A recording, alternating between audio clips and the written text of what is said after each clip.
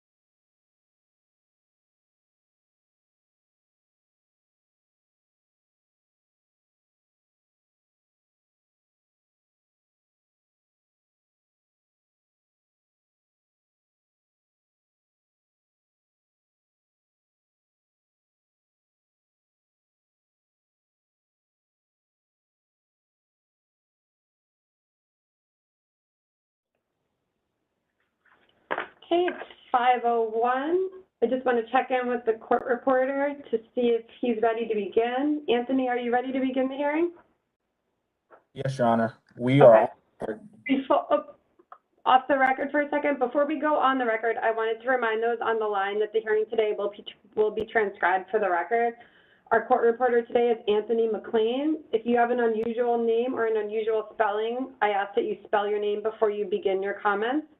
Please speak slowly and clearly so that Anthony is able to accurately capture your comments.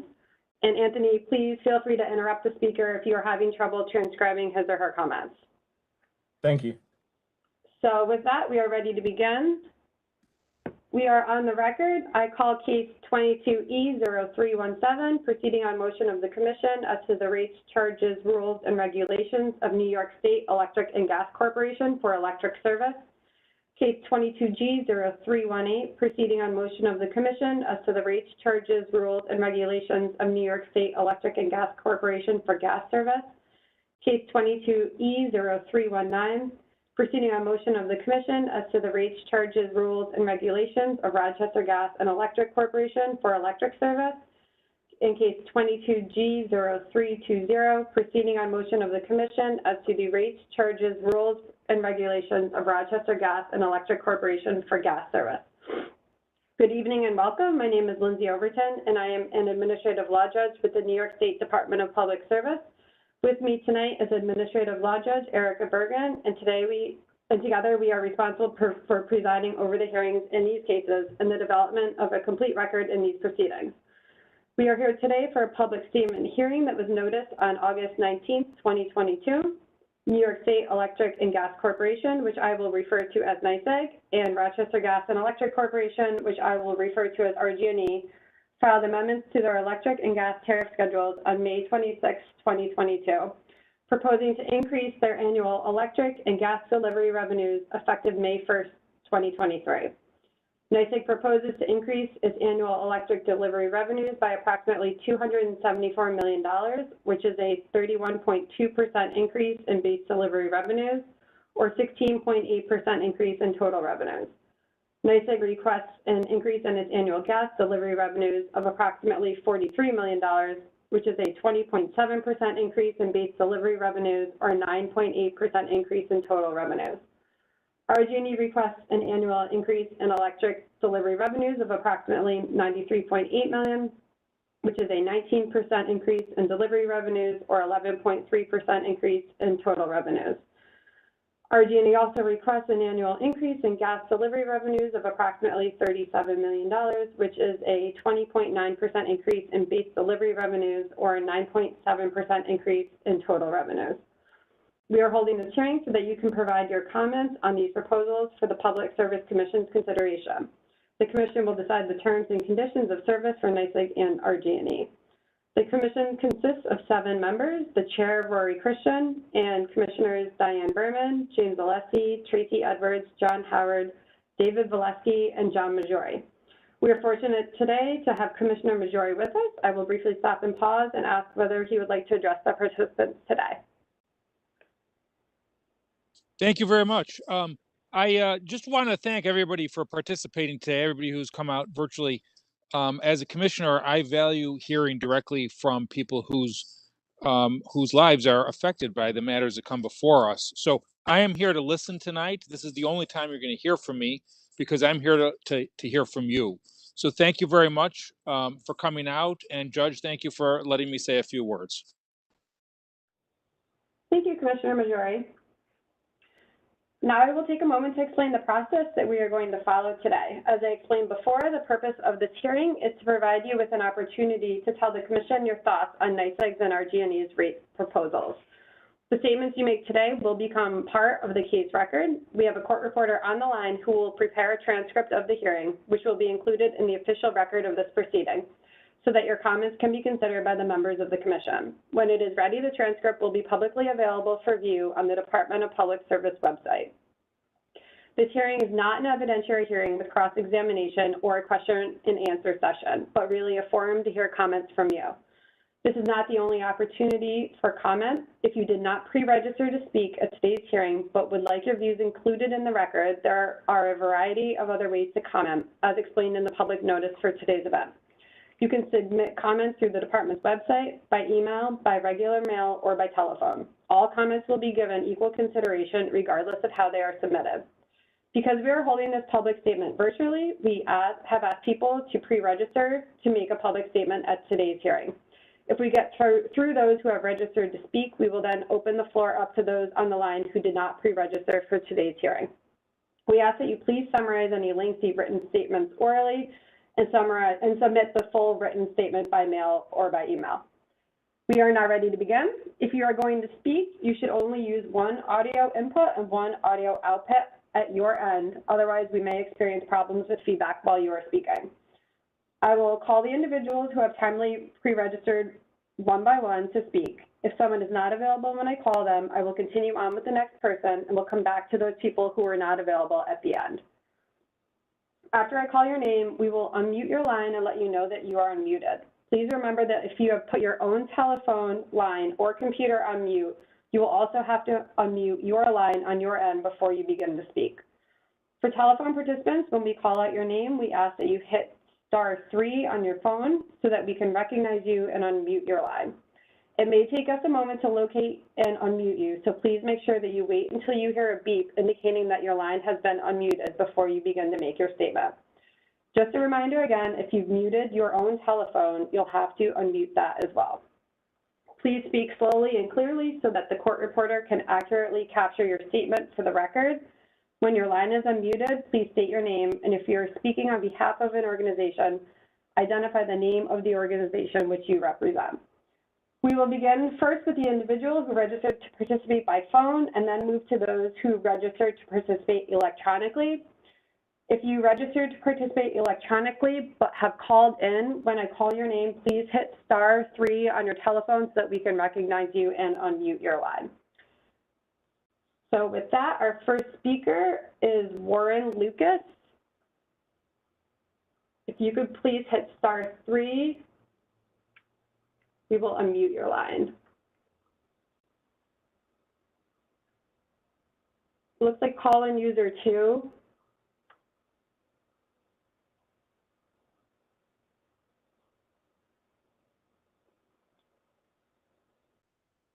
Hello. I assume you can hear me okay? Yes, we can hear you. Yeah, how you doing? Thanks so much. My name is Warren Lucas. I'm supervisor of the town of North Salem. I only have a couple of minutes of comments. You know, I was one of the ones that sent a letter in several years ago in favor of the increase that NYSEG was requesting. And that was really because of all the work they were doing in my town.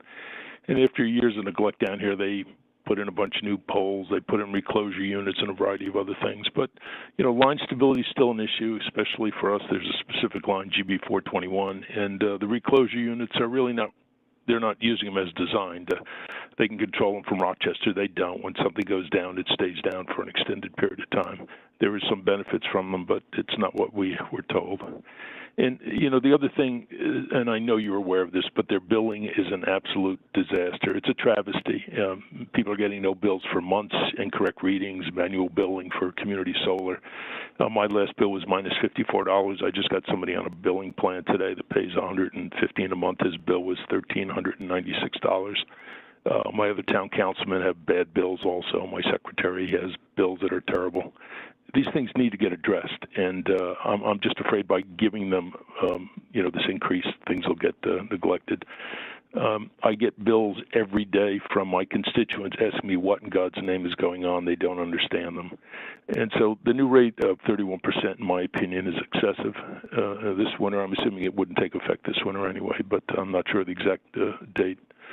But this winter is going to be tough already. NYSEG told us in a letter they just sent out recently that the variable supply rates, which were 16 cents last winter per kilowatt hour, that they see them increasing by about 45%. And it's going to be very difficult for people to pay their electric bills.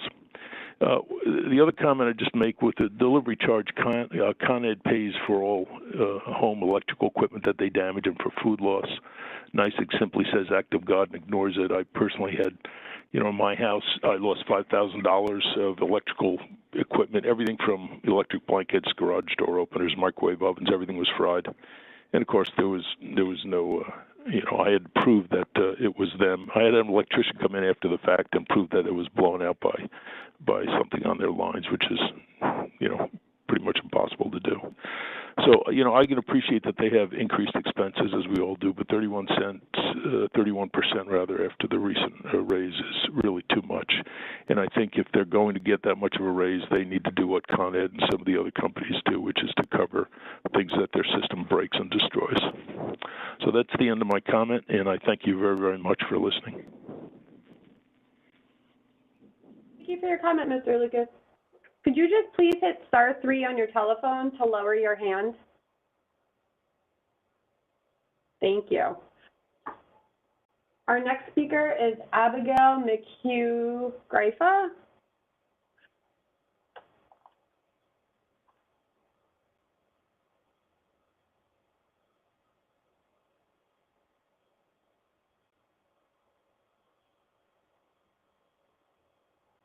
Abigail, can you hear us? I see that we've unmuted your line.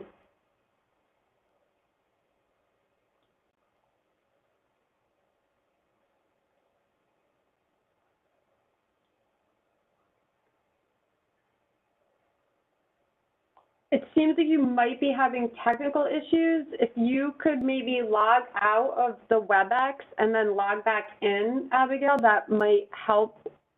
We had this at a previous public statement hearing, and logging out and logging back in seemed to resolve the issue. So I'm going to move on to the next speaker, and we'll come back to Abigail. Wendy Van Buren.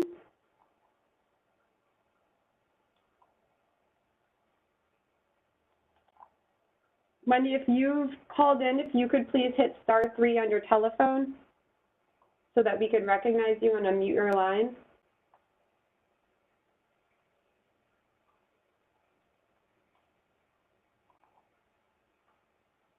It looks like Abigail is back. Could we unmute Abigail's line, please, and see if we've resolved the issue? Can you hear me? We can. Thank you for calling back in. Okay, well, thank you for figuring out how to make it work. That was easy. Okay, great. Shall I proceed? Yes, go ahead. Thank you. Okay. So good evening. My name is Abby McHugh-Griffa. I am the Executive Director of the Climate Solutions Accelerator of the Genesee Finger Lakes region, a member of New York State's Climate Justice Working Group, an RG&E ratepayer, and the mother of 2 young children whose future is threatened by climate change. Wearing all of those hats, I'm here to advocate for a swift and equitable transition to clean energy that ends our reliance on natural gas as quickly as possible. We urgently need the utility companies to reduce gas sales and greenhouse gas emissions in compliance with New York State's climate law using the CLCPA mandated method of accounting for methane emissions. To do this successfully, energy efficiency upgrades and clean heating and cooling technologies must be affordable and accessible for everyone. This will require increased rebates for heat pumps that are provided at the point of sale, particularly for low to moderate income households, and also a option to pay for energy improvements over time through our energy bills as part of a pay-as-you-save program or something similar. In addition, we need the utilities to ease the process of connecting renewable energy to the grid, for example, by coordinating with renewable energy suppliers to provide more timely, accurate, and understandable billing. And I'll just note real briefly that I have personally experienced the billing issues that the previous person mentioned. We have not received a bill from RG&E in about 5 months, which makes me a little nervous because I'm not sure what to expect when we do finally get something.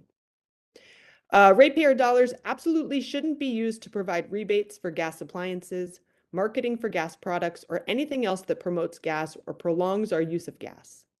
This includes the idea of adding hydrogen to the gas supply, which shouldn't be allowed because it would create more problems than it would solve and would divert funds from weatherization, heat pumps, and other measures that effectively reduce greenhouse gas emissions and improve energy affordability and public health. In addition to investing ratepayer dollars in climate solutions that truly benefit ratepayers, the utility should be required to pursue Inflation Reduction Act funds for the purpose of greening and modernizing our grid. The climate crisis requires bold action and significant investment in effective, equitable climate solutions without diluting those efforts by continuing to invest resources in forms of energy that contribute to the problem of climate change. Please hold the utilities accountable for doing their part to meet the goals of the CLCPA. Thank you for this opportunity to participate in this important process. Thank you for your comment, Abby. I'm going to go back to Wendy Van Buren. Wendy, have you joined?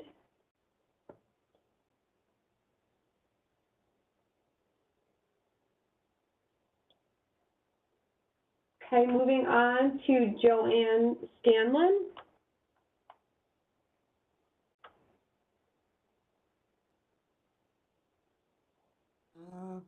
Okay. Hi, this is Jo Scanlon. Can you hear me? We can.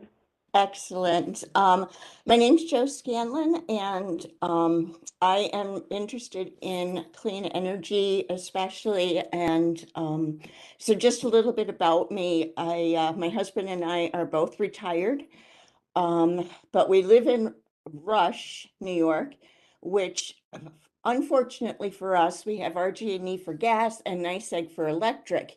And so these rate requests are going to result in the highest amount possible for us because of the rates for each of those. You know, as a retired couple, we have limited income, and our investments obviously are a little shaky because of the, you know, the economic turns right now. And it's hard to imagine where we are going to come up with the 31% increase in our delivery charges for electricity and 18% of our gas delivery charges. You know, our Social Security increases 6% next year is certainly not going to cover it. So it's a little scary.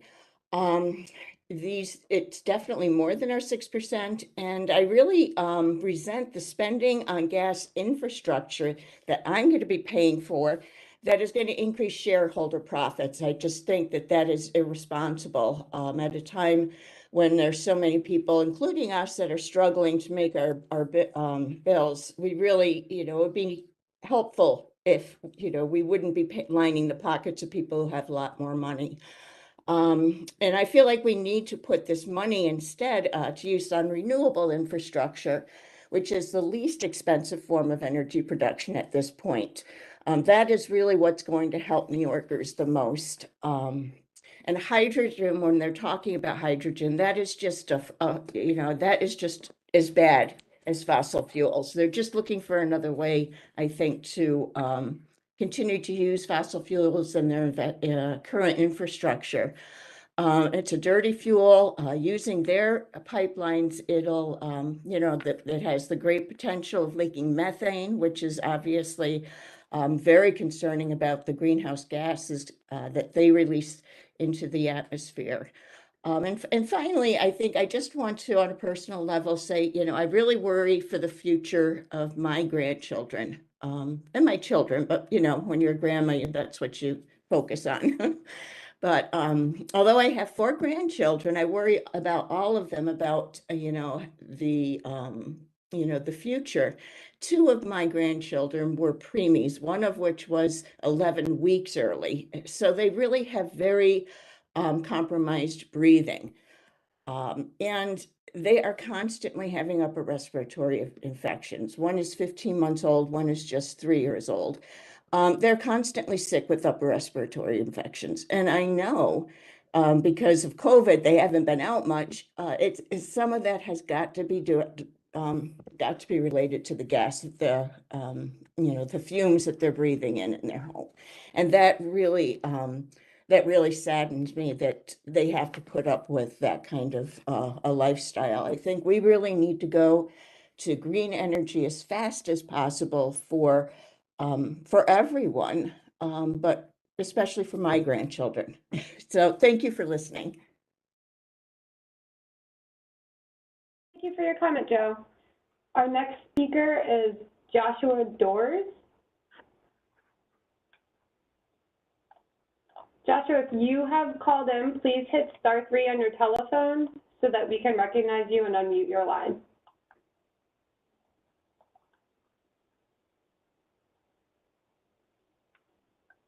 Okay, seeing no hands Raise raised. hand. Oh. Joshua?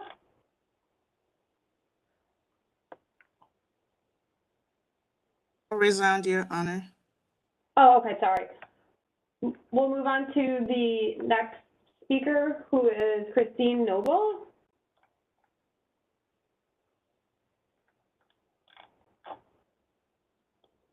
Christine, if you have called in, please hit *3 on your telephone.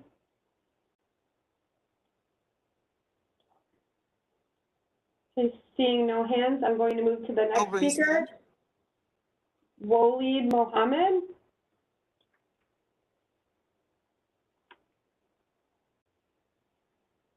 Can you please Waleed, unmute your Mr. line is Mohammed? unmuted. Can you hear me? We can. Go ahead. Hi, how you doing? My name is Waleed Mohammed. I am a residential and former business owner, a ratepayer, and I want to express my concern with RG&E asking for a 20% rate hike. I've had history with them when I owned the business from 2009 till 2016, and my bills would always come up. Extra 200, 300 on top of them. And around 2016 is when I had issues for 5 months, and I tried to get a hold of a customer service, and I got a hold of a couple people, and they told me that my bill was correct, and I asked them to bring someone down to check my meter. And eventually, after 4 days, no one came, and I went down there. I did my own meter reading, and come to find out, they were estimating my bills for 5 months, and I was credited about $900. And so, the things that RG&E has been doing for years, I know for instance, I stay in Parcells. My mother family live in Henrietta, and she's always arguing about the bills, keeping the heat down low, and she'll call them and get her credit back. And so they have a history of just complying when someone chases them and catches them in the act in some way. And I think a company that's making $95 million a year, and with the laws that help them with their expenses. If they spend uh, equipment, they get 7 to 15% of that expense for profit. So there's so many ways for our RG&E to make money, that for them to ask for a 20% rate hike with inflation occurring and their history of billing errors, which they were fined, it just shows that we need a better system.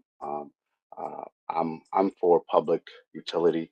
I think the money we spend should work and should stay in New York State instead of going to shareholders in different states. And I don't blame anyone. I think in the sense to say it for RG&E is because they're owned by Avigrid, and I think at the end of the day, those are the people who make the last calls.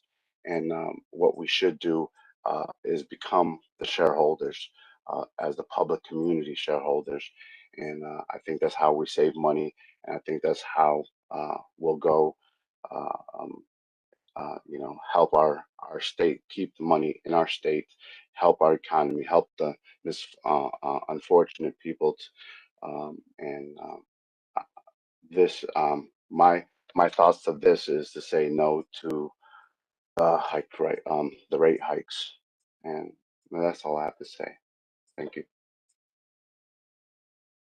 Thank you for your comment, Waleed. Our next speaker is Alan Blair. Alan, if you have called in, if you could please hit *3 so that we can recognize you and unmute your line.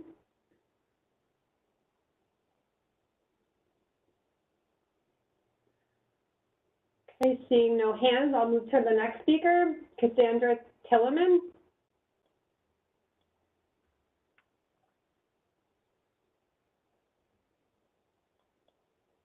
Yes, this is Cassandra Tilleman. Hi, it's your turn for your comment. Thank you. My last name is spelled Tillman.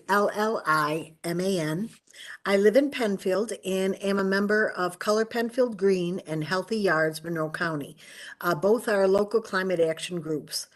I was very disappointed when I saw the large RG&E rate increases. It seems to me to be the very worst time for this kind of thing to happen. Prices for most everything are high and inflation is rising. We are expecting colder winters, especially this one. Many of my friends and relatives, including me personally, have lost all confidence in RG&E's billing process. I have spent a great deal of time on the phone trying to straighten out my bill, and I still do not trust that it's correct. I'm especially concerned about low and middle income residents, especially they will have to struggle to meet these increased costs when they already pay a very high percentage of their income for energy now. In addition, I strongly oppose the funding of infrastructure and rebates that would maintain the use of natural gas when we should be concentrating on making renewable energy affordable for all. Thank you for your time. Thank you for your comment, Cassandra. Our next speaker is Gay Nicholson. Gay, if you have called in, if you could please hit *3 on your telephone, we will unmute your line.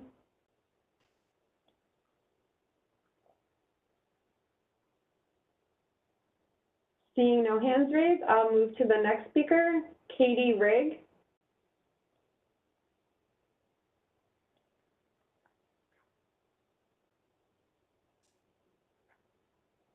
Hello? Hi, Katie. Go ahead. Hi. Hi, thank you. My name is Katie Rigg. I live in Penfield, and I've been an RG&E customer for a little over 6 years.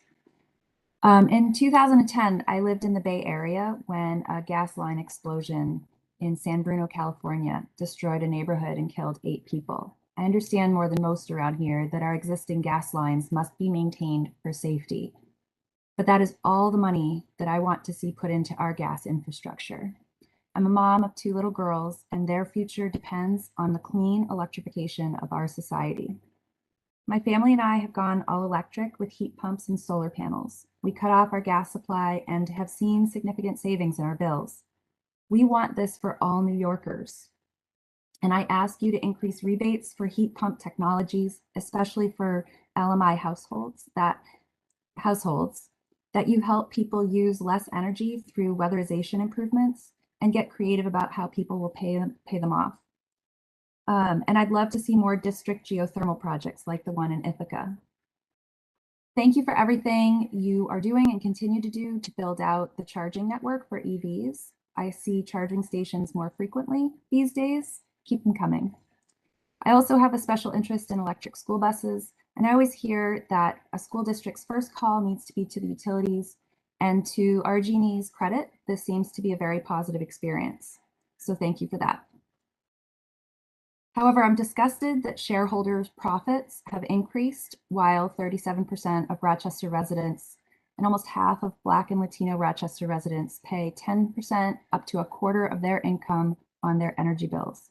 That is outrageous, and the idea that you would add 18% more on the cost of delivery is shameful.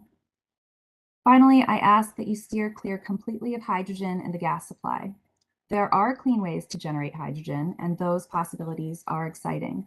But stripping hydrogen off methane will lead to methane leaks and prolong what we know to be the root cause of our climate crisis, the extraction and burning of fossil fuels. It's for my daughters that I'm here today, asking you to transition, or RG&E to transition to clean electricity as fast as possible without adding to the energy burden for so many. Thank you. Thank you for your comment, Katie. Our next speaker is Andrea Farewell. Andrea, your line is unmuted. I'll be right there. Hello and good evening. My name is Andrea Farewell. Can you hear me? We can. Fantastic. I live in Rochester and I work as a healthcare specialist. I am a delegate to the Monroe County Workers Benefit Council, and in that capacity,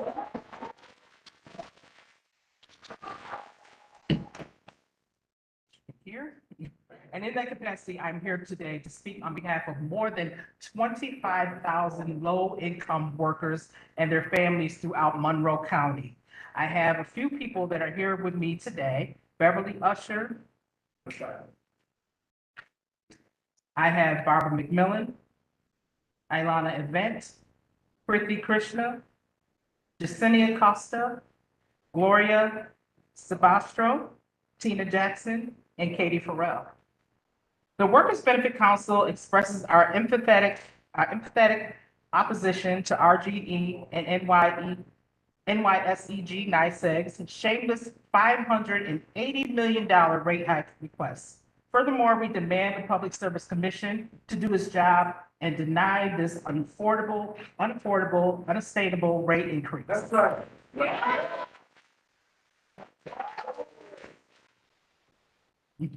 We are the home health aides, nurses aides, working in nursing homes, childcare workers, food service, and retail workers. They started calling us essential workers during the pandemic. But we don't get paid enough for essentials like home energy.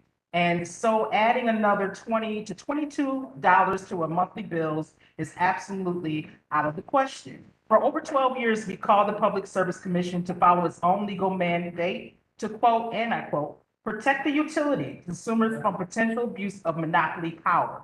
And I quote again, to protect the rights of New Yorkers while ensuring access to reliable and low-cost utility services. But all during that time, the Public Service Commission has broken this mandate, choosing to guarantee a certain rate of our return on investment for the utility monopoly shareholders, the guaranteed profit of 9% last we heard. As a result of the state guaranteeing those exorbitant profits for energy monopolies, compounding with stagnant wages and fixed incomes, not keeping up with New York has seen 300,000 utility customers being shut off every year. 60,000 of those right here in our region, shut off by Avangrid subsidiaries, RG&E and NYSEG.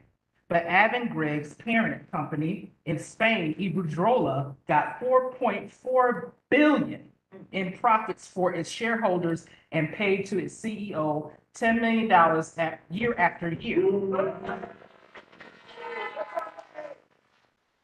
During the pandemic, as an emergency measure, the state instituted a moratorium on shutoffs, which our Workers Benefit Council has been demanding for 12 years by petitions, letters, and testifyings at public hearings. However, at the beginning of 2022, the state lifted the moratorium so shutoffs can begin again. The COVID-19 pandemic made it that much worse, with thousands losing their jobs, hundreds of small businesses closing down. So it's not time to allow shutoffs. It's time to stop shutoffs forever for those in need. During the pandemic, according to RG&E's own 2020 and 2021 financial reports, they successfully increased their net revenue by 32% and increased their stockholder wealth by over 27%. We know how they did that. Now 13% of all utility customers owe more than $2.1 billion. Double what was owed at the same time in 2021. So the Workers Benefit Council is here today, again, after more than a decade of these hearings and petitions, to continue demanding a permanent year-round moratorium on all shutoffs for low to moderate income ratepayers.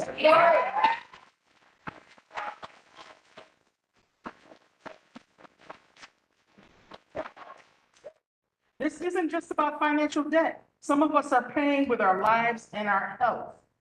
Every winter in central and western New York, there is predictable death tolls to house fires and carbon monoxide poisoning of people who have resorted to unsafe heating methods after being shut off by RG&E and NYSEG, after other shareholder and owned utilities. Every summer, the number of individuals in the U.S. ending up in emergency rooms and even dying heat-related deaths kills more than hurricanes, floods, tornadoes, and earthquakes combined.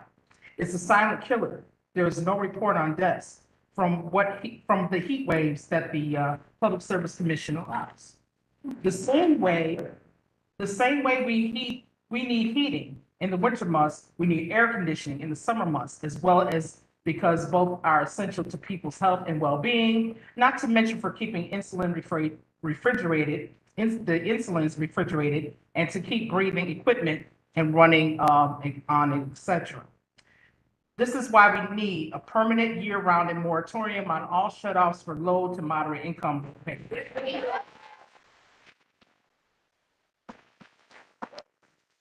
On July 28th of this year, the Workers Benefit Council just submitted a petition to the Public Service Commission's office in Albany by fax containing over 1,300 signatures and a dozen endorsement letters from the local faith-based groups and nonprofits who are attempting to address the needs of the poor in our community.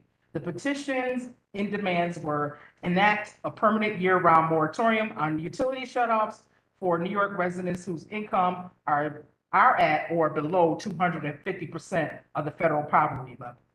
Direct RG&E and NYSEG to cancel arrears for their customers whose incomes are at or below 250% of the poverty guidelines. Transition New York State energy's grid to 100% renewable energy by 2030, while ensuring services both affordable, accessible to even the lowest income residents. Dozens of our people in the communities have called the Public Service Commission's offices to confirm that the petitions have been received and processed. Eventually, your staff in the Public Affairs Office told us that they had received them from them and forwarded them to Secretary Michelle Phillips. Then the numbers of our people called her directly, and she eventually indicated that they were and have been received. We saw what happened next. The state government claimed debt forgiveness from those in debt, which is our second demand. But what they really did is pay off the utilities debts with $567 million that is coming out of our taxes, except for the 6%. The utilities kicked in, but somehow they were allowed to actually bill us that 6% through the additional surcharges to pay off our debt. The Public Service Commission could make utilities affordable and environmental sustainable in the interest of poor and working people throughout New York State, if it was truly a priority to them.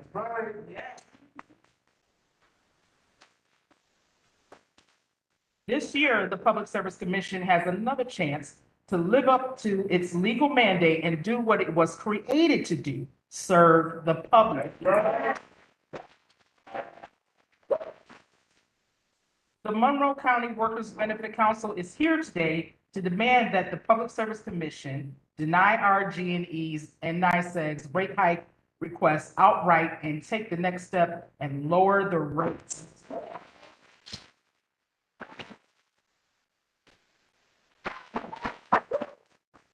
Enact a permanent year-round moratorium on utility shutoffs for New York residents whose incomes are at or below 250% of the federal poverty level.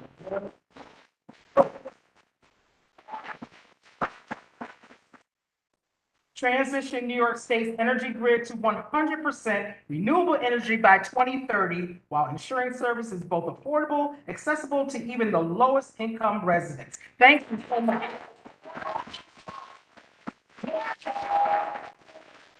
Thank you for your comment, Andrea. Our next speaker is Kriti Krishna, and you mentioned that that person is with you. Kriti?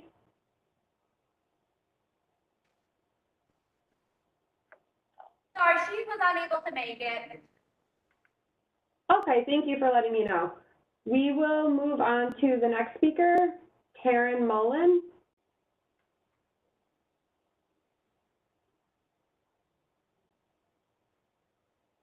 Hi, can you hear me? I can, go ahead. Thanks. My name's Taryn Mullen, and I'm a Rochester resident, RG&E ratepayer, and climate solutions advocate who's deeply concerned about the impacts of climate change on our communities, both now and in the future. And I appreciate this opportunity to share a few brief thoughts about the joint proposal. Quickly and dramatically reducing greenhouse gas emissions is law here in New York State, mandated in 2019 by the passage of the Climate Leadership and Community Protection Act.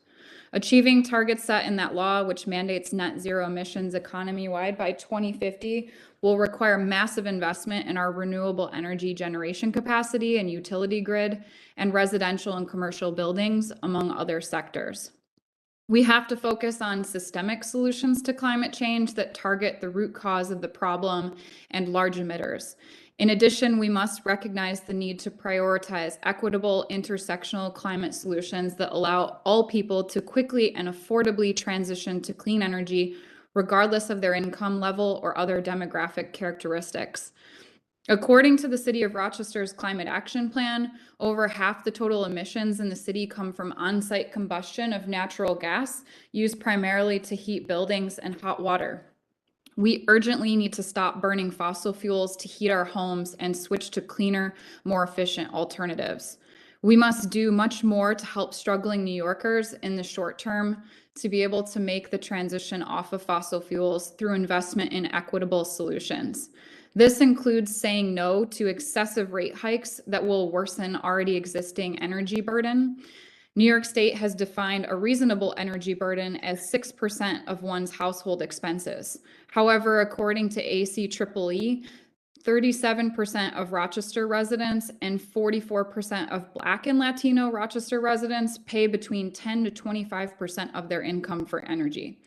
The proposed rate hikes will make matters worse and impose a disproportionate burden on our most vulnerable community members. We must also say no to spending close to $1 billion plus interest on gas infrastructure over the next 5 years for both utilities. These pipelines will be retired before they're paid off, leaving ratepayers with the bill well into the future. We must say no to adding hydrogen to the gas supply. Doing so will only prolong our reliance on fossil fuel infrastructure, while we should instead be focusing our efforts on weatherization, energy efficiency, and heat pump technology. And we must say no to spending ratepayer dollars on rebates for gas appliances and marketing for gas products. Instead, we must insist that the utilities reduce gas cells and greenhouse gas emissions in compliance with New York's climate law and use the CLCPA mandated method for accounting for methane emissions. We also must insist that they make renewable heating affordable to everyone by increasing rebates for heat pump technologies, particularly for low to moderate income households, make these rebates point of sale so it's cheaper to get the technologies that we need, provide weatherization and clean heating and cooling improvements with options to pay them back over time through our energy bills, and install more district geothermal energy projects to make renewable heating available to all utility customers. And we must ease the process of connecting renewable energy to the grid by coordinating the utilities with renewable energy suppliers to provide more timely and understandable billing. Ultimately, I cannot continue to see an increase in costs on my own monthly utility bill when it is not only becoming more unaffordable, but the utilities shareholders profit at the expense of the ratepayers and our planet. I urge RG&E, NYSEG, and the Public Service Commission to be bold and demonstrate the kind of real leadership that is needed to modernize our grid, to accommodate renewables and beneficial electrification, and get us off of fossil fuels so that we can reduce greenhouse gas emissions, transition to clean energy, and achieve the goals of New York's climate law, while also keeping equity front and center in thinking about how best to make this transition to an environmentally just and renewable energy grid. Thank you. Thank you for your comment, Taryn. Our next speaker is Linda Henschel. Linda, if you have called in this evening, if you could please hit *3 on your telephone, we will unmute your line.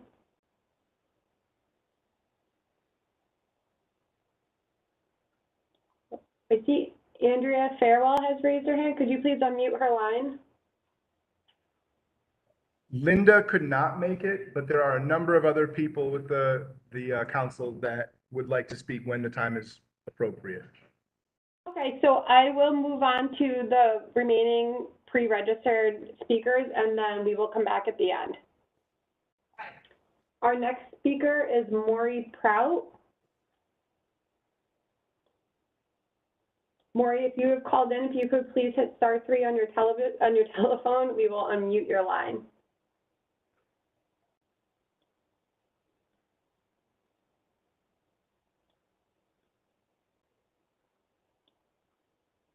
I don't see any raised hands, so I will move on to the next speaker, Teresa Hadi.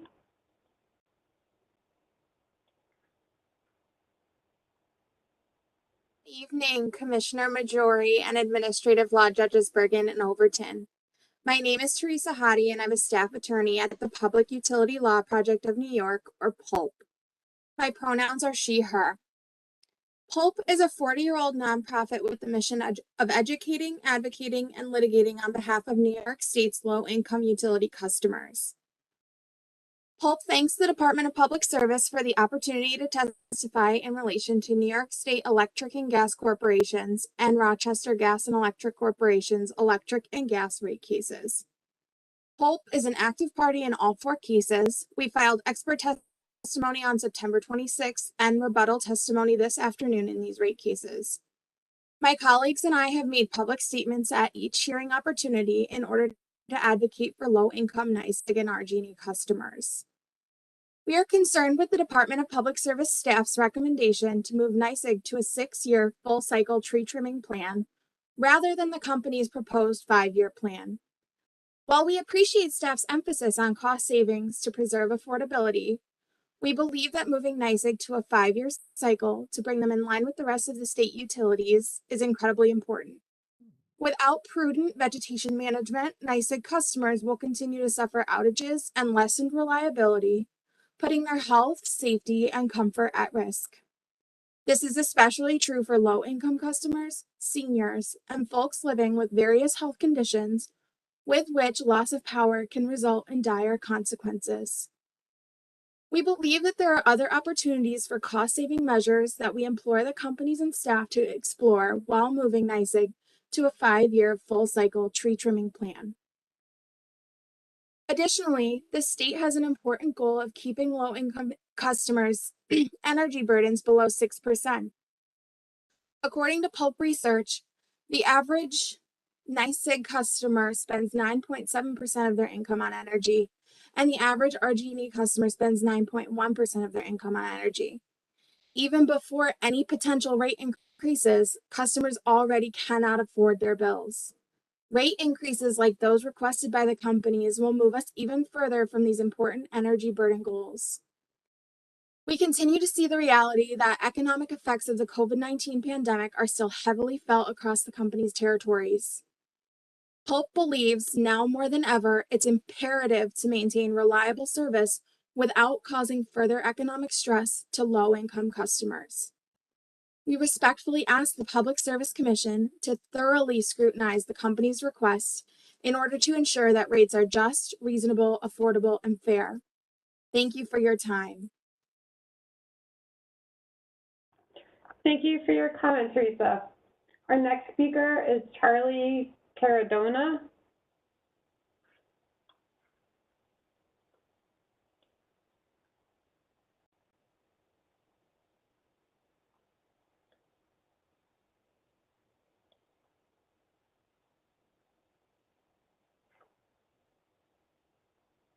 Sangeeta, could you please unmute Charlie's line?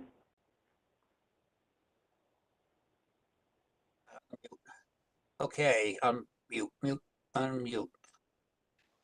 File. View. Hang on, unmute. No, you're unmuted, Charlie. Okay. We can hear you. Okay, thank you. You're welcome.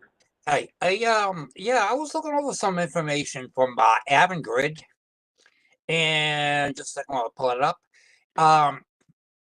Okay, keep in mind there's a lot of people out here that are on fixed incomes, but their gross profit for the quarter year ending June 30th, 2022, this past June, was 11.2%, or $1.5354 billion. And a year from last June 30th, they increased, there was an increase of profit of 2.84%, that's $5.324 billion. The gross profit for 2020, all 2021 was $5.255 billion, a 6.35 increase. That was in 2020. In 2021 from 2020. From 2019 to 2020, it was 4.94, a 2.36% increase. And Avangrid's annual gross profit for from 2018 to 2019 was 4.827 billion, a 0.06% increase. Now, with all these rising prices and fixed and rates and fees and whatever, what are we going to do on fixed income when we're only getting COLAs once a year? But how many times in a year have they raised their fees? You know, that is my question. You know, I mean, is it necessary with all this profit? Why are we increasing fees? We should be looking into, I agree that we should be looking into renewable energy and getting off the fossil fuel. But, you know, we have to do this, we have to do this the most logical way. And I propose where they have budget programs for everybody. Why don't we have a special budget program for like seniors, people on fixed incomes, that have a hard time because they can't adjust. It can only adjust once a year, but the companies can only raise their prices like so many times by law, you know. But I think we just make it consistent, you know, make it consistent so people won't go broke, because actually, you know what, our real income is down and it's getting lower every year. Those on fixed income. Real income is your gross income, your net income minus all your bills and everything like that. How can we keep up? How can they keep up? Okay, that's all I have to say. Thank you. Thank you for your comment, Charlie. So we've gone through the list of pre-registered speakers. I'm going to run through it again and see if anyone has joined who was called on previously. Wendy Van Buren. Wendy, if you've called in, if you could hit *3 on your telephone, we will unmute your line. Okay, I don't see any hands raised, so we'll move to the next speaker, Joshua Doors. I see he is on the line, so if we could unmute his line, please. Joshua, your line is unmuted. Hello, yeah, can you guys hear me? We can. Okay, great. Right, so my name is Joshua Doors. I'm a resident of Honeoye, town of Richmond. I've lived in Rochester many years. I've been in Rochester since going to college at RIT in 2008.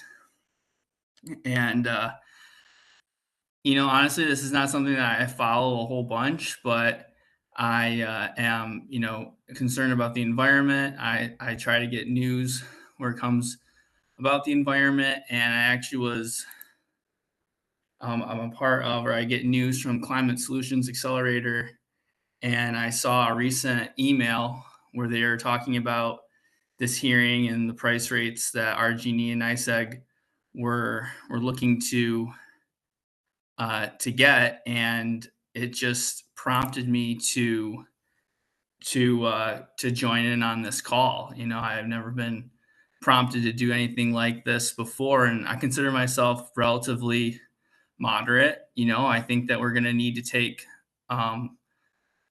we obviously need to take steps to move forward in terms of trying to live holistically with our environment and trying to get off of fossil fuels, which are both not, they're not going to be there forever, and they're also damaging to our environment.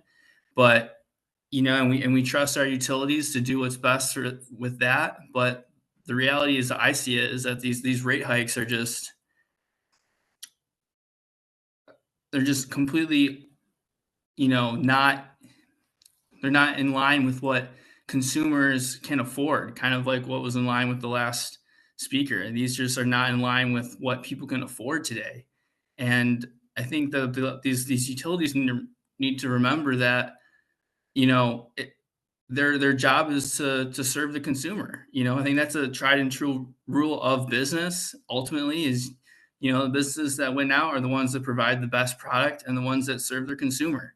And I did a quick calculation based on what I'm paying right now to NYSEG for gas and electric, and it's right about 6% of my salary. I'm an electrical engineer. I have a decent job.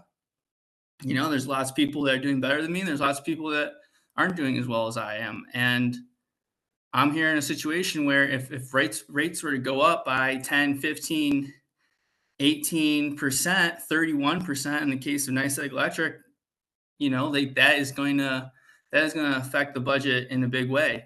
And things have been going up. We know about inflation and everything, and obviously companies had to deal with that too. But it's not right to push all of your excess expenses onto the consumer. You can't just push everything. If you're a business, you're supposed to be able to take on some of this yourself. And so for me, it's just like, you got to do right by your consumer. You got to do right by your customer.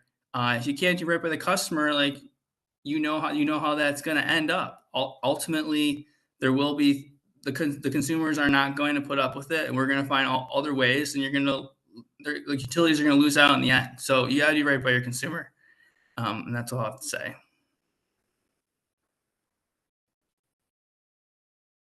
Thank you for your comment, Joshua. Our next speaker is Christine Noble. Christine, if you have called in, please hit *3 on your telephone and we will unmute your line.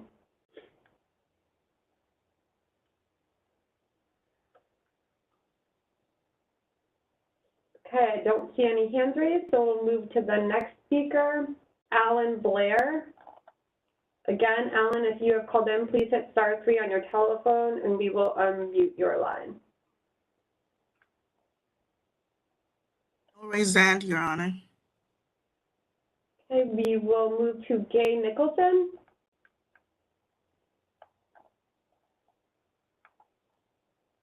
Gay, if you have called in, if you could please hit *3, we will unmute your line.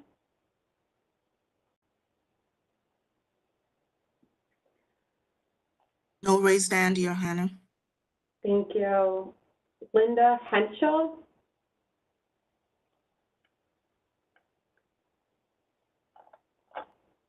If you could please unmute Andrea Fairwell's line. I believe Linda Henschel is with the group. Your line has been unmuted, Andrea. Hi, I just want to let you know that both Linda and Maury were not able to make it tonight. Okay, thank you for letting me know. So now that we have gone through the individuals who pre-registered to speak today, we will open up the hearing to anyone in attendance who would like to speak but did not pre-register to do so. If you would like to make a statement, please click the raise hand icon in the bottom right corner of your screen, or if you have called in, press *3 on your telephone. Either option will enable us to recognize you and unmute you so that you can make your statement. I see Andrea Fairwell's hand is raised again. If you could please unmute her line. Andrea, your line is unmuted. Thank you. My name is Katie Farrell. It's spelled F-E-R-R-A-L-L. Good afternoon. I live in, I guess would be considered Brighton, and I am an American Sign Language interpreter. I'm here today with the Monroe County Workers Benefit Council.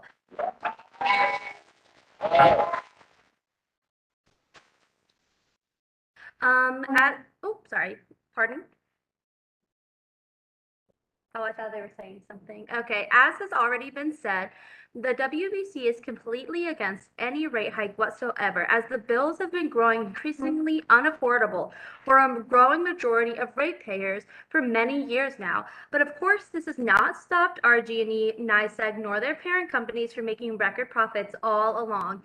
Even during the pandemic, while the numbers of households unable to afford their utility bill doubled. We know that this is due to the Public Service Commission's prioritizing the company shareholders' wealth over the urgent survival needs of the low-income ratepayers who are victimized by rate hikes and face shutoffs every year. Another example of the PSC's flawed priorities can be seen in the recent so-called debt forgiveness program, admittingly $567 million towards forgiving utility debt sounds good at first. However, let us pause for a moment and look at the whole context, shall we? The PSC guarantees the RG&E's parent company a 9% rate of return on investments, and other than for 1 year during the pandemic, places no limitations on how many low-income customers they can shut off who fall behind on their bills. Then, each year when it becomes clear that the ratepayers are not going to be able to pay back what they've been overcharged, instead of pulling the reins on the companies, forcing them to lower their rate or at least lower their government-guaranteed profits, they take our tax dollars every year and pay off the utility what they are demanding. That is the Home Energy Assistance Program, or HEAP. Then, this year, with the problem of unaffordable utility rates at an all-time high due to economic fallout from the pandemic, matched by unprecedented price gouging on the wholesale energy market by energy traders, what does the state government do? They go to the utilities and say, hey, average working people out here have been tightening their belts for years. If you want to continue to do business and make your profits here in the New York State, you're going to have to show some good faith and lower your rates and profits. Absolutely not. They did not say that. Instead, they went to the legislator and got them to call up $250 million of next year's budget, throw in $100 million of ERAP money from federal pandemic relief aid, and then let the utilities add an additional surcharge of $181 million to our bills to generate more money for the program. The utilities themselves are only kicking in $36 million statewide. So that means each of the 5 or so large utilities are only chipping in $7 million or so. That's not even chump change for them. So what this debt forgiveness program really amounts to is nothing more than a bailout for the utilities. Right. They cannot force us to pay out money we did not have in our limited income. So instead, they dipped into the public coffers and paid off the utilities to make good on their government guaranteed profits. Does the government's office and PSC have such low opinion of us that they think we're too dumb to see what they are doing? You cannot fool us into believing you are suddenly accountable to the poor and working people who make up the majority of the residents of the state of New York with this sloppy attempt at sleight of hand. On the contrary, you have just allowed a multinational energy holding company to strong-arm you out of over $500 million that was desperately needed for all sorts of critical projects, from education to public health to combating climate change to public works and jobs, and so much more. The WBC is calling on the PSC to make good on its legal mandate to, quote, protect the utility consumers from the potential abuse of monopoly power and to, quote, protect the rights of New Yorkers while ensuring access to reliable and low-cost utility services. The WBC demands the PSC begin to comply with our three demands. Firstly, deny RG&E and NYSEG's rate hike requests outright and take the next steps and lower the rates. Secondly, enact a permanent year-round moratorium on utility shutoffs of New York residents whose income are at or below 250% of the federal poverty line. And thirdly, transition New York State's energy grid to 100% renewable energy by 2030, while ensuring service is both affordable and accessible to even the lowest income residents. That is.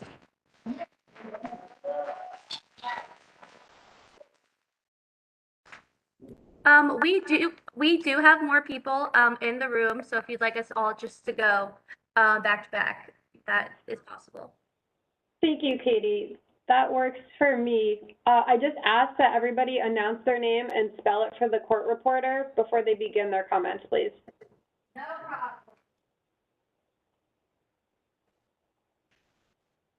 problem. Hello, can you hear me okay? We can. Perfect. Hi, good evening. My name is Jasenia Costa. Yeah. That is JESSENIA COSTA. I live in Rochester for the past 13 years. I am a home health aide and a CNA. I have 2 individuals at home personally that are ill. I have an elderly mother that uses a CPAP machine every night. Without it, she'd be dead. I have a son that just had surgery that also is an asthmatic.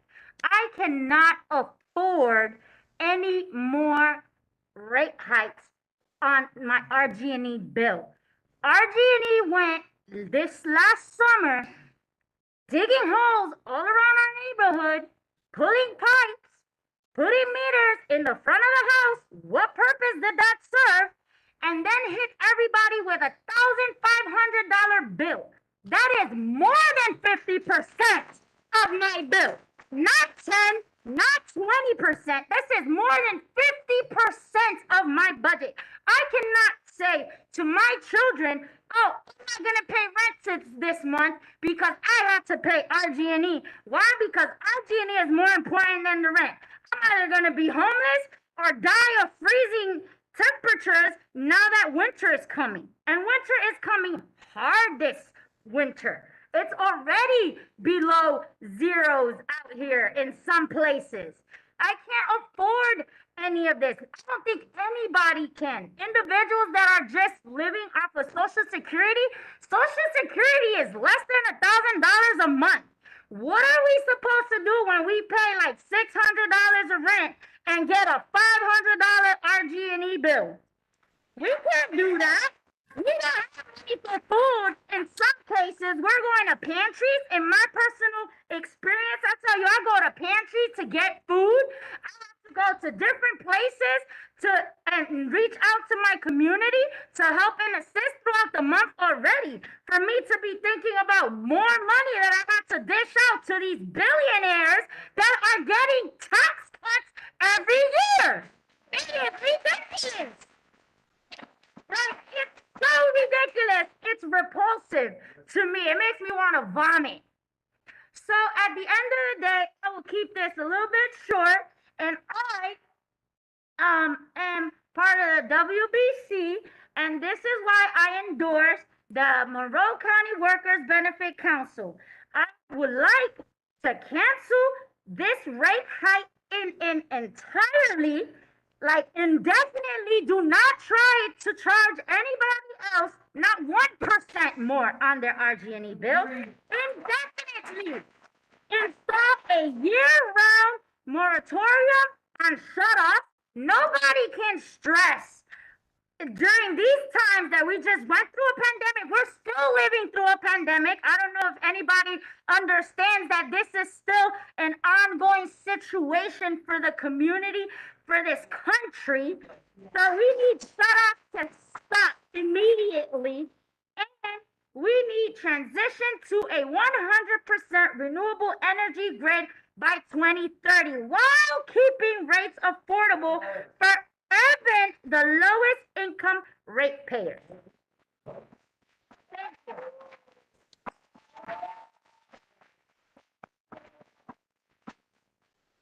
Thank you for your comment. Is there anybody else in the group who would like to speak at this time? We have another speaker. Yes. Good afternoon. My name is Omar Ortiz. I live in. I said my. Spell it. O-R. OMARORTIZ. He's a little nervous. This is the youth of our community speaking out on behalf of the entire youth community of Rochester, New York.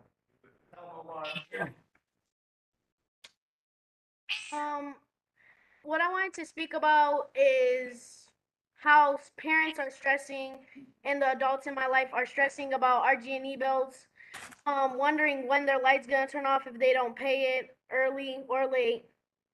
So I have a grandma at home who's disabled and she needs heat in her house because if she doesn't have heat, how is she gonna survive? Right. It's getting cold out here, as my mother said, and I just want to know when it's. You're not putting.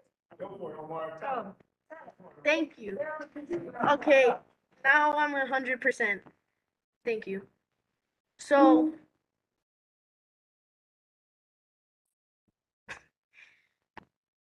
So yeah, and oh my goodness. So my brother just got out of the hospital for back surgery because he got in a car crash on my birthday last year. So he needs to be comfortable. He needs light, obviously. So us paying for all these things that we need and should be provided without paying, I don't understand why we don't have it.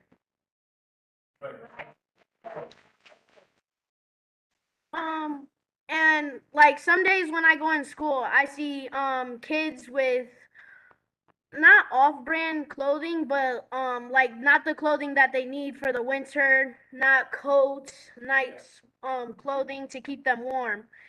And that's because their parents need to pay this extra money every time they have a bill each month. Their parents need the money to provide food, clothing, footwear, because you know in the winter the snow gets really high, so you need good shoes for the winter. Yeah.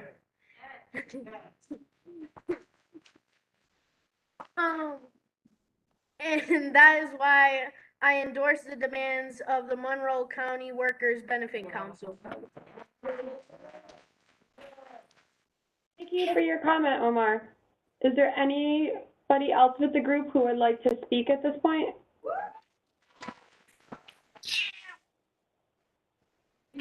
Good evening.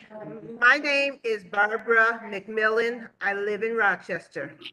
I am retired from Monroe County. My name is Barbara, B-A-R-B-A-R-A, McMillan, M-C-M-I-L-L-O-N. And I'm retired from Monroe County. I used to be administrative assistant.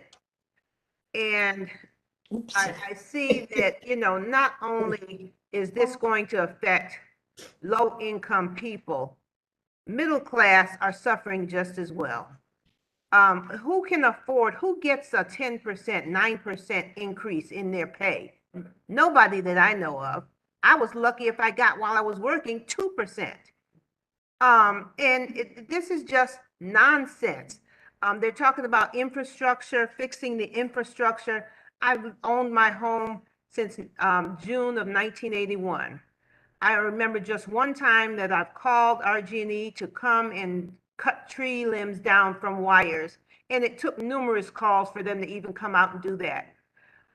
Where are they fixing these areas? I doubt if it's going to be in our low-income neighborhoods. You know, we're discriminated on every side when it comes to getting services for inner city neighborhoods. Nobody can afford this type of increase. Or if you don't go for these new meters that they want to put outside your home, to be charged an extra $20 or more. That will probably go up as well. I am just frustrated that as I sit in retirement and see my income is going to be even less from all these increases, because it's going to be followed probably by other utilities if this is granted. This is not going to be the only one, and they're just greedy. I also endorse, I hear with the Monroe County's Workers Benefit Council.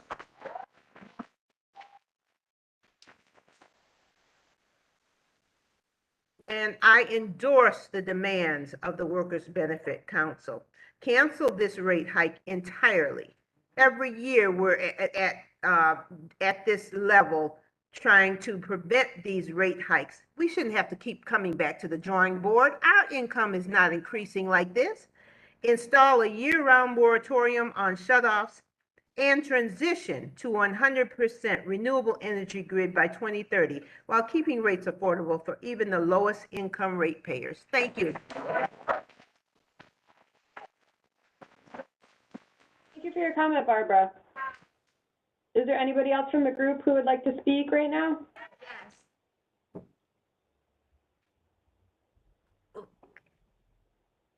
Hi, my name is Ayana Avent. It's spelled Iyhana, and my last name Avent, Avent. So good afternoon. My name is Ayana Avent. I live in Rochester, New York, Monroe County. I'm a student and a healthcare worker, and I'm here with the Monroe County Workers Benefit Council. My whole life, I've seen people in this community suffer, and they continue to be resilient. This community does not deserve rate hikes. 50% of people's incomes are being used for RG&E. This community cannot afford these rate hikes. These rate hikes are a cash grab. I'm worried about my grandmother being retired and trying to keep up with rising energy bills. I'm worried about my future children and the environment that I'll have to raise them in. I'm worried for people during our hard winter, since RG&E does shutoffs. Also, RG&E has a virtual monopoly over the Rochester area. Yes. So people in this community really don't have a choice but to protest. This community does not deserve constant billing errors for years. To sit and credit bills for months without sending out notices is predatory. It's time for the companies in this area to do right by the community that keeps them very wealthy.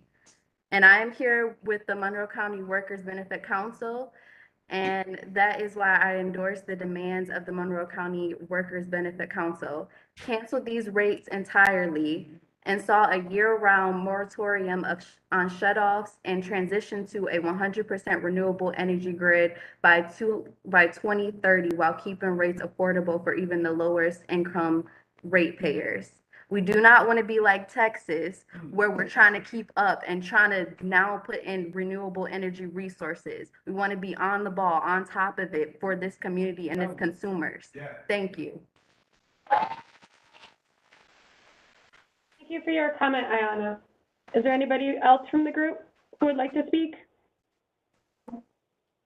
Yes, we have another. They're approaching.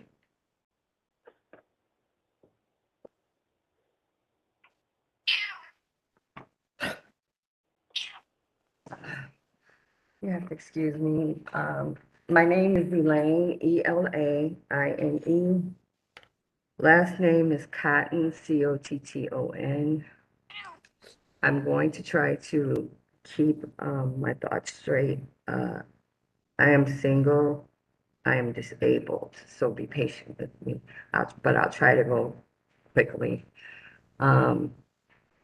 Currently, I am recovering from a heart attack, but I felt that it was extremely important for me to be here, for you to hear my voice about the RG&E rate hike.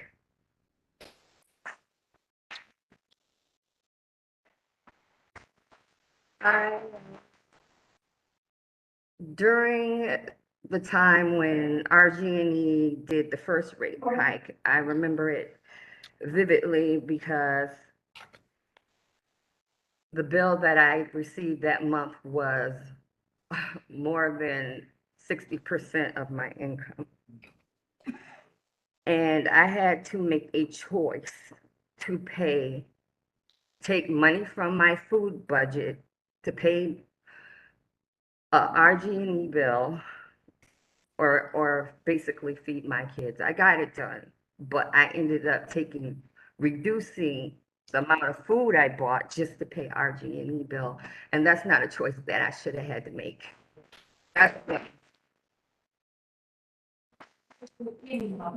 And I know that I am not the only one who has to make that choice from month to month. Okay, already. And there's not another rate hike yet. And our children deserve better. These people, they don't need food stamps. They don't need to look for a second and third job. They already have lots of money. Okay, it's the people who's single parents and even parents with 2 jobs having to pay daycare and buy food and buy clothes and all those things. It's them that's suffering. We're suffering every day, and I can't even begin to tell you all the medical bills not medical bills, but medical problems that I'm dealing with. I have a heart monitor to monitor my heart that must stay on, and I need RG&E in order to do that. Okay.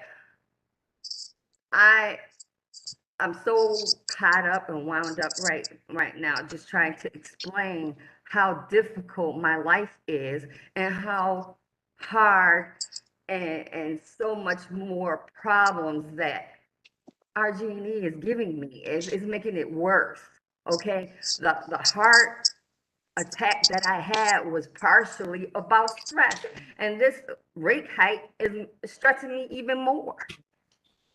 Okay, so I can't even begin to just express all the issues and all the problems when this is not necessary. They already just did one rate hike. They don't need to do this one. It's not necessary. And I'm asking you to help me, help people like me. And you're the only one who can help me do this. That's why I'm here. I'd rather be in bed. That's where I'd rather be right now. But I'm here talking to you, begging you to help the community here. Help the sick, help the dying. We can't help ourselves. Could you please just do something, okay? I mean, that's why I'm in partner with the benefit council. I'm 100% behind them. I'm glad that somebody is trying to help people like me, because there's too many people out there that's not trying to help people like me. In many ways, they have saved my life. And I'm asking you to help save people like me, help save our lives. Because that's when you stop all of these rate hikes, That's what you're doing. You're helping save my life by not stressing me so bad.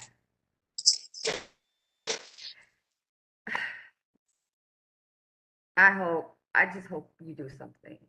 Please, please. Thank you. Thank you for your comment. Is there anybody else from the group who would like to speak now?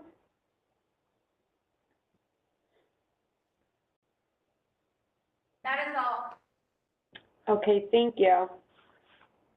I want to open up the floor to anybody else on the line who would like to make a statement.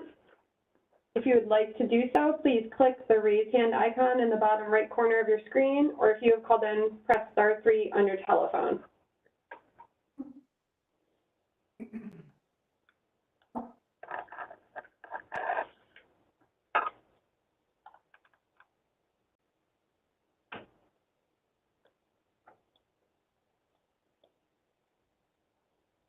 I see Charlie Caradono's hand is raised. Yep. Would you like to make another statement? Yeah.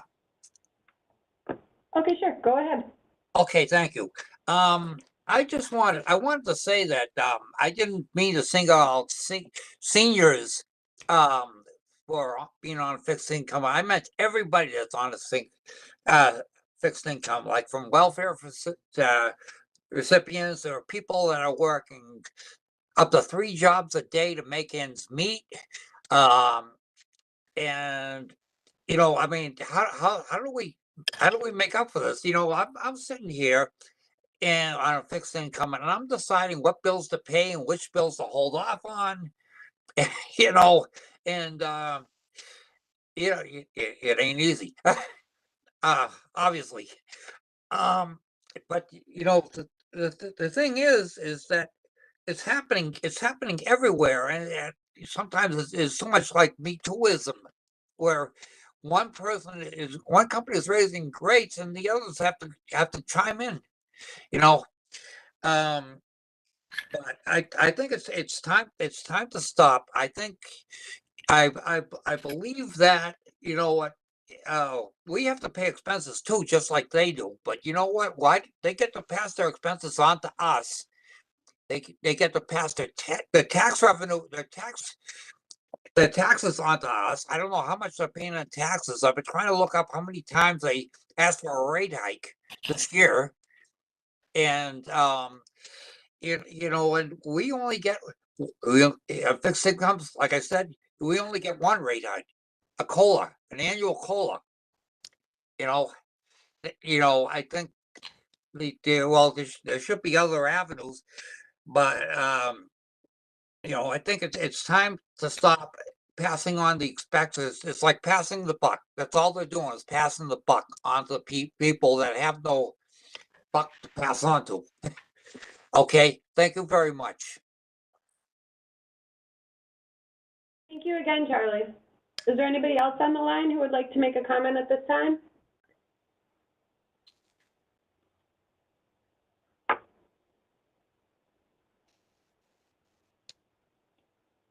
I see another hand raised. Sangeeta, if you could please unmute that line.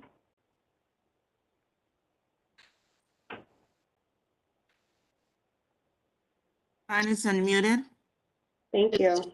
Is this for Lisa Reagan? I'm sorry, what was that? Did you unmute Lisa Reagan to give a comment? Yes. Okay, so I object to the extent of the rate increase requested. It is understandable that with the increase of costs in some areas, a rate increase might be necessary, but it does not appear to me that the utility has been utilizing the previous increases to fulfill its obligations to the ratepayers. I invested and did the right thing for our state's renewable energy goals by putting solar panels on my house. The monthly charge, however, has increased regularly, even though I am feeding electricity back into the grid. It appears to me that RG&E is increasing this delivery charge as a way of discouraging people from putting solar panels on their houses and helping the state with its renewable energy goals, because this discourages New York residents from investing in that type of renewable energy. Worse, RG&E is required under my agreement with RG&E, where I put the solar panels on, to read the external meters monthly and to provide an accurate accounting of my generation of kilowatt generation and use. So for the past year, I've had to call and try to get them to read the meters, and I've still not succeeded in getting them to do that on a regular basis. For this reason, the annual reconciliation that they are supposed to use to determine how much I provided to RG&E and how much they give me credit for is not correct. This makes planning for utility use and energy savings very difficult. So the already increased delivery charges have not caused RG&E to uphold its obligations, while my significant investment helps its electricity generation burden. I'm trying to work with NYSEG to further improve the utility use in my house to help the state with its energy goals. But this type of, it feels like ambushing is not helping. So if previously granted increases in rates have not caused RG&E to be able to keep up its obligations, I don't see how they can justify that more money will suddenly cause them to keep the trees trimmed and do the maintenance that they're already supposed to have built into their operating model. Thank you. Thank you for your comment, Lisa. Is there anybody else on the line who would like to make a comment at this time? You can either click the raise hand icon in the bottom right hand of the screen or press *3 on your telephone if you have called in today.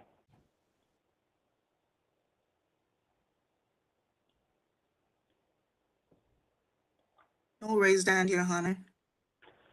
Thank you, Sangeeta. Since there's nobody else on the line who would like to make a statement at this time, we're going to conclude the hearing. I want to thank everyone for their comments today. I would like to remind anyone listening that you may also submit comments by the other means described earlier in the hearing and in the August 19th notice of public statement hearing. Judge Bergen and I thank everyone for their interest here today. We also thank Commissioner Majori for participating, our Consumer Services Office for administering the session, and our court reporter. The public statement hearing is now concluded and we are off the record. Thank you, everyone. Have a wonderful evening. You too, Your Honor.